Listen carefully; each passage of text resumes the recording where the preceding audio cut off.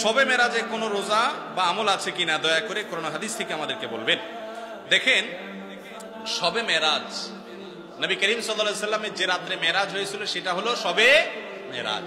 সেটা হয়েছে 1400 বছর আগে, 1400 বছরেরও বেশি সময় আগে এটা হয়েছে।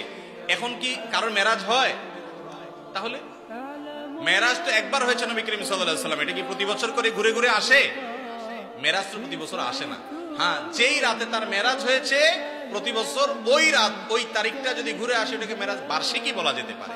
যাই হোক, নবী করিম সাল্লাল্লাহু আলাইহি ওয়াসাল্লামের মেরাজ সম্পর্কে হাফেজ ইবনে হাজার আসকালানী, ইমাম ইবনে তাইমিয়া, ইমাম ইবনুল কাইয়িম রাহিমাহুল্লাহ সহ পৃথিবীর বড় বড় পণ্ডিত আলেম যারা আছেন, যাদের ইলম থেকে উপকৃত হওয়া ছাড়া কোনো উপায় নাই এমন অবস্থা, সেই সমস্ত মুহাদ্দিস এবং উলামাদের বক্তব্য হলো নবী করিম সাল্লাল্লাহু আলাইহি ওয়াসাল্লামের মেরাজ হয়েছে এটা সত্য নয় বরং মহাসত্য, কিন্তু কোন মাসে হয়েছে, কোন তারিখে হয়েছে এই বিষয়ে নবী করিম সাল্লাল্লাহু আলাইহি ওয়াসাল্লামের কোন হাদিস থেকে পরিষ্কারভাবে স্পষ্টভাবে বিশুদ্ধ কোন বর্ণনা দ্বারা কোনোভাবে প্রমাণিত না।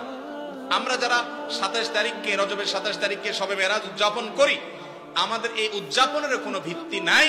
আমার কথা না, ইবনে হাজার আসকালানী রাহিমাহুল্লাহ বলেছেন যে অনেকে এটা করে, এর কোনো ভিত্তি, গ্রহণযোগ্য কোনো ভিত্তি নাই। ভাইরা আমার, মাস তো বটে, সনটা পর্যন্ত সাহাবীরা ফিক্স করে দিয়ে গেছেন এমন কোন বর্ণনা পাওয়া যায় না।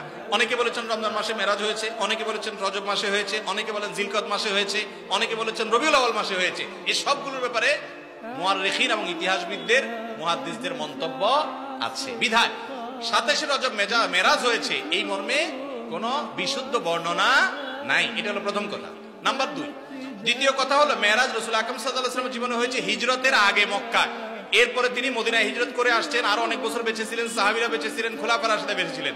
প্রতি বছর একবার করে একটা রাতকে মেরাজের রাত হিসেবে উদযাপন করা, রাতে আমল করা, দিনে রোজা রাখা, এর কোন বর্ণনা না রাসূল আকরাম সাল্লাল্লাহু আলাইহি ওয়াসাল্লাম থেকে প্রমাণিত, না খোলাফার রাশিদা থেকে সাব্যস্ত, না সাহাবায়ে কেরাম থেকে সাব্যস্ত। কথা কি বুঝাতে পারছি? কোন বিশুদ্ধ হাদিস থেকে এরকম কোনো কিছু প্রমাণ হয় না। যেই রাতটা ফিক্সই না, সেখানে সে রাতের আমল আবার দিনে রোজা রাখা কিভাবে প্রমাণ হতে পারে? বিধায় শবে মেরাজ কেন্দ্রিক কোন রোজা অথবা কোন নামাজ রাত জেগে করার নির্দেশ কোরআন অথবা হাদিস থেকে সাব্যস্ত বা প্রমাণিত নয়। কথা কি বুঝাতে পারছি?